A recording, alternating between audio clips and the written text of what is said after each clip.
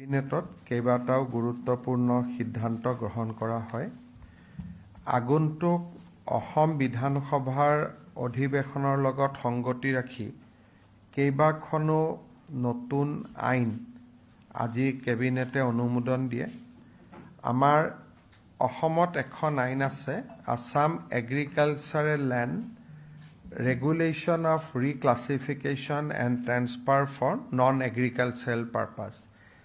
এই অনুসৰি কৃষি মাটি আমি নন এগ্ৰিকালচাৰেল পাৰ্পাছলৈকে যদি ৰূপান্তৰ কৰোঁ, তেতিয়াহ'লে জিলা আয়ুক্তৰ অনুমতি নিশ্চিতভাৱে ল'ব লাগে।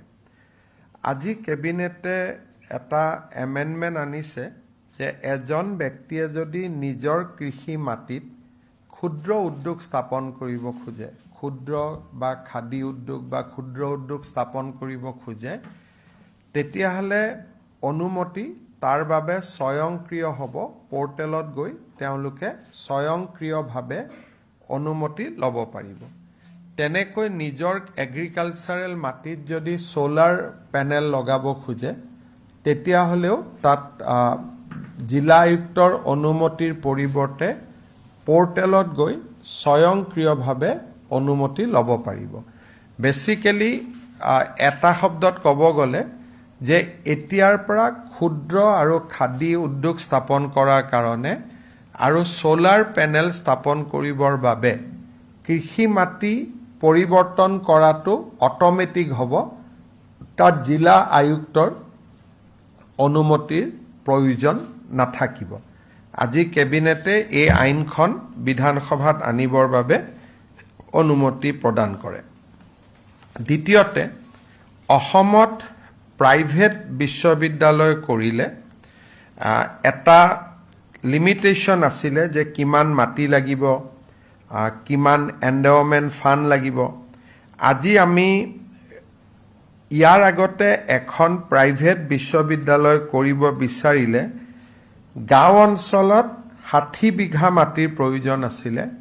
কেবিনেটে আজি তাক 35 বিঘালৈ কমাই লৈ আহে, যাতে বেছিকৈ বেছি আমাৰ ইয়াত বিশ্ববিদ্যালয় স্থাপন হ'ব পাৰে।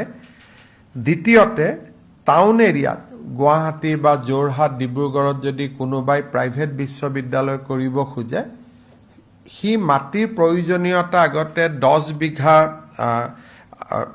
30 বিঘা আছিলে, এতিয়া 7 একৰ মানে 21 বিঘালৈকে আমি কমাই লৈ আহোঁ, যাতে অসমত এনেকুৱা ধৰণৰ বিশ্ববিদ্যালয় স্থাপন কৰাত অসুবিধা নহয়গৈ।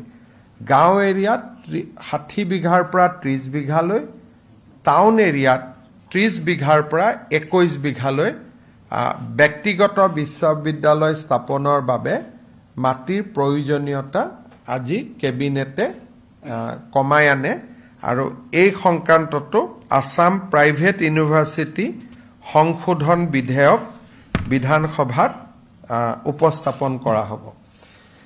তেনেকৈ প্ৰাইভেট স্কুল স্থাপনৰ ক্ষেত্ৰতো আগতে যিখিনি মাটিৰ প্ৰয়োজনীয়তা আছিলে, আগতে আছিলে যে নগৰ অঞ্চলত 2 বিঘা আৰু গাঁও অঞ্চলত 6 বিঘা। এতিয়া আমি LP আৰু ছেকেণ্ডাৰী বিদ্যালয় স্থাপনৰ বাবে আৰবান এৰিয়াত আমি 2 বিঘাৰ জেগাত 1 বিঘালৈকে কমাই আনো। গাঁও এৰিয়াত আমি 6 বিঘাৰ জেগাত 3 বিঘালৈকে আমি কমাই আনো।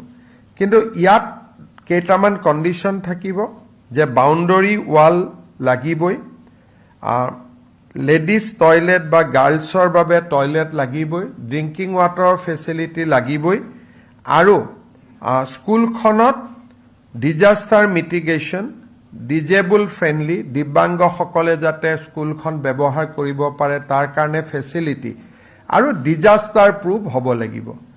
আমি যদিও মাটিৰ ৰিকুৱাৰমেণ্টটো কমাই আনিছোঁ, কিন্তু ছেফটি মেজাৰ আমি বেছি দিছোঁ, যাতে বাউণ্ডৰী ৱালৰ পৰা আদি কৰি গাৰ্লছ টয়লেটৰ পৰা গোটেইখিনি ব্যৱস্থা থাকিব পাৰে। প্ৰাইভেট ইউনিভাৰ্চিটি আৰু প্ৰাইভেট বিদ্যালয় এই দুইখনৰ ক্ষেত্ৰত আজি আমাৰ মাটিৰ যিটো প্ৰয়োজনীয়তা আছিল আগতকৈ আমি কমাই লৈ আহিছোঁ, আৰু এইখনো বিধেয়ক সদনত উপস্থাপন কৰা হ'ব। আছাম টি কৰ্পোৰেশ্যন লিমিটেডৰ যিসকল এক্সিকিউটিভ আছিলে, শ্ৰমিক নহয়, এক্সিকিউটিভসকলে VRS ল'বৰ কাৰণে বিচাৰিছিলে। আজি আমাৰ কেবিনেটে 9,75,00,000 টকা মঞ্জুৰ কৰে আছাম টি কৰ্পোৰেশ্যনৰ এক্সিকিউটিভসকলৰ VRS, শ্ৰমিকৰ নহয়, অকল এক্সিকিউটিভ মেনেজাৰ, এছিষ্টেণ্ট মেনেজাৰসকলৰ VRSৰ বাবে। আমাৰ ফেয়াৰ প্ৰাইচ শ্বপৰ ৰেজিষ্ট্ৰেশ্যনৰ সময় 30 জুনলৈকে আছিল নৱীকৰণৰ সময়। ফেয়াৰ প্ৰাইচ শ্বপসমূহৰ নৱীকৰণৰ সময় 31 ডিচেম্বৰলৈকে বঢ়াই দিয়া হয়। আজি আমাৰ কেবিনেটে অসমৰ হোমষ্টেসমূহৰ ৰেজিষ্ট্ৰেশ্যনৰ কাৰণে এখন বিধি অনুমোদন কৰে।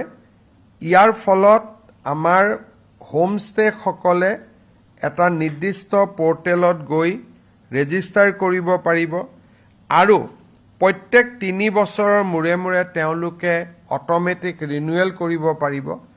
আগতে হোমষ্টে মানে 6টা ৰুম থাকিব লাগিছিল, এতিয়া আমি হোমষ্টেত 8টালৈকে ৰুম আমি বঢ়াই দিছোঁ আৰু তেওঁলোকৰ পঞ্জীয়নটো অনলাইন অট'মেটিক হ'ব পৰাকৈ আমি সুবিধা কৰি দিছোঁ।